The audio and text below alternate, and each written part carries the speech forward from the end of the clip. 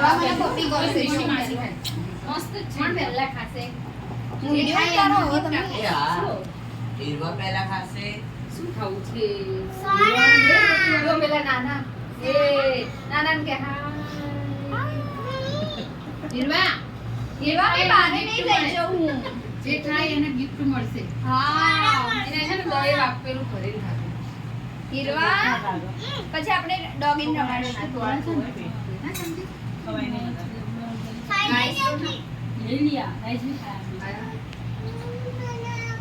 શું પણ શું ખાવું